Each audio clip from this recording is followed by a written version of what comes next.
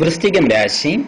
വിശാഖം നക്ഷത്രത്തിന്റെ അവസാന കാൽഭാഗവും അനിഴവും തൃക്കേട്ട നക്ഷത്രവും ഉൾച്ചേർന്നിരിക്കുന്നതായ വൃശ്ചികം രാശിക്കാർക്ക് ജന്മത്തിൽ ശനിയും സൂര്യൻ 16-ാം തീയതി വരെ ജന്മത്തിലും ശേഷം ധനസ്ഥാനത്തിലും, ബുധൻ 6-ാം തീയതി വരെ ജന്മത്തിലും അതിനുമേൽ 26-ാം തീയതി വരെ 2-ാം ഭാവത്തിലും ശേഷം 3-ലും, വ്യാഴം കർമ്മത്തിലും, ചൊവ്വ 24 വരെ 11-ലും ശേഷം 12-ലും, രാഹുകേതുക്കൾ 11-ലും 5-ലും, ശുക്രൻ 25-ാം തീയതി വരെ 12-ലും അതിനുമേൽ ജന്മത്തിലുമാകിയാൽ ദോഷകരമായിരിക്കുന്ന ഒരു സമയമാണത്.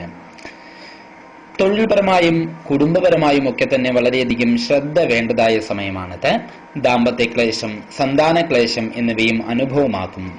കുടുംബജനാദികളാലും മറ്റും വൈഷമ്യങ്ങൾ ഉണ്ടാകാൻ ഇടകാണുന്നു. തൊഴിൽപരമായുള്ള എല്ലാ തീരുമാനങ്ങളിലും അതീവ ജാഗ്രത പുലർത്തണം.